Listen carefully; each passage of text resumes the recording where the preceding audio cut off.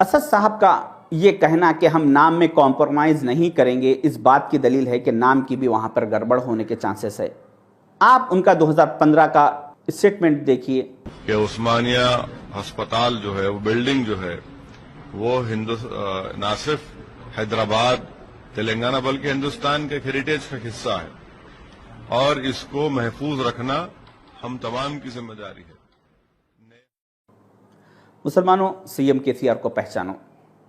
तेलंगाना में निज़ाम मीर उस्मान अली बादशाह की तारीख को और उनकी इमारतों को बहुत तेज़ी से ख़त्म किया जा रहा। निज़ाम सरकार की कई बिल्डिंगों को तोड़ने के बाद केसीआर साहब ने अब रुख किया उस्मानिया हॉस्पिटल का, जिसको 20 अप्रैल 1910 में मीर उस्मान अली बादशाह ने बनवाया था, जो उस वक्त का दुनिया का दूसरा सबसे बड़ा हॉस्पिटल था। आप जो गूगल मैप से लोकेशन देख रहे हैं, जो रेड रिंग है, वो सारी ज़मीन उस्मानिया हॉस्पिटल की है, 26.5 एकड़।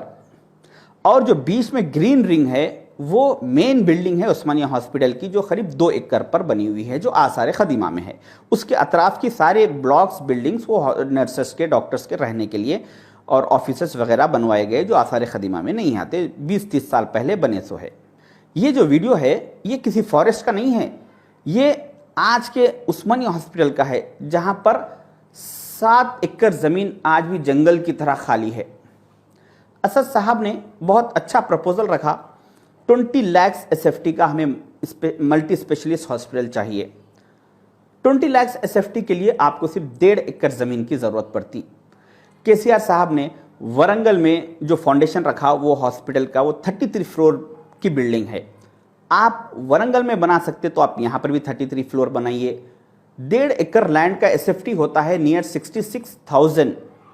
66,000 एसएफटी इंटू 33 फ्लोर्स मीन्स होते हैं नियर 22 लाख एसएफटी।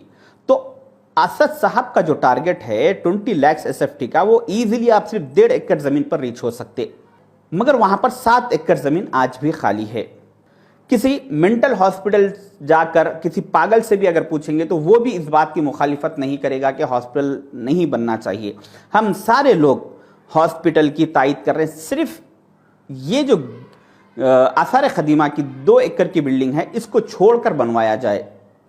केसीआर साहब का नया हॉस्पिटल बनाने का जो मकसद है, मैं समझता हूं कि उससे ज़्यादा उनका मकसद पुराने हॉस्पिटल को तोड़ने में है, ताकि नए बिल्डिंग के साथ नया नाम रख सके, नए फोटोस लगवा सके। जिस तरह से आज यहाँ पर मीर उस्मान अली बादशाह की और उनके वालिद मोहतरम मीर महबूब अली बादशाह की फ़ोटो लगे हुई है, हो सकता है कि कल यहाँ पे केसीआर साहब की और उनके वालिद मोहतरम उनके उस्ताद मोहतरम पीवी नरसिम्हा राव की फ़ोटो लग जाए।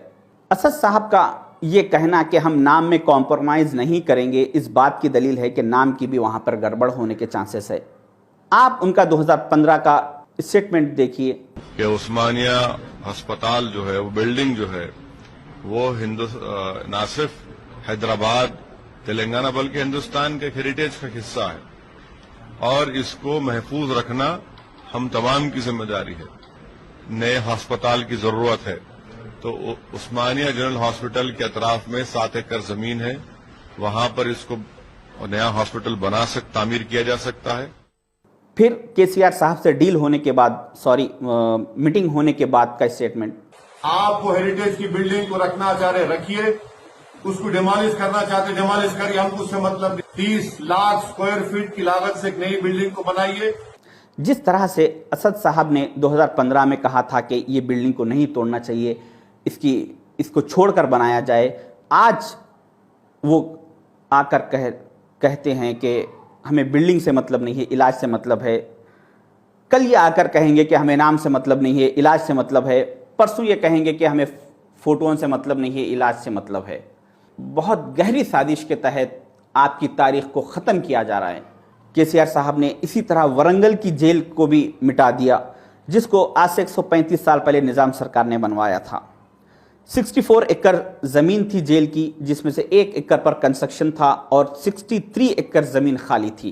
केसीआर साहब वहाँ पे हॉस्पिटल बनवा रहे हैं, जो कंस्ट्रक्शन सिर्फ 3 से 4 एकड़ ज़मीन पर चल रहा, जो 63 एकड़ ज़मीन खाली थी उस पर कर सकते थे। उस निज़ाम सरकार की ये निशानियों को मिटा रहे हैं, जिस निज़ाम सरकार ने 250 साल यहाँ पर हुकूमत की और 250 साल में उन्होंने उसी वरंगल में वरंगल फोर्ट की हिफाजत की, जिसको काकतीय किंग गणपति देवा ने 850 साल पहले बनवाया था, जो इस हालत में था कि उसकी सारी दीवारें, छत, पिलर्स गिर चुके थे। तो जिस जगह पे जहां पर जो पिलर गिर गया उसको वहीं पर रखते हुए उसको आसार खदीमा में रखकर निजाम सरकार ने 250 साल उसकी हिफाजत की। अगर वो चाहते तो ये वरंगल फोर्ट में जेल या हॉस्पिटल कुछ बनवा सकते थे, मगर उन्होंने उससे दूर जाकर बनवाया ताकि ये निशानी बाकी रहे।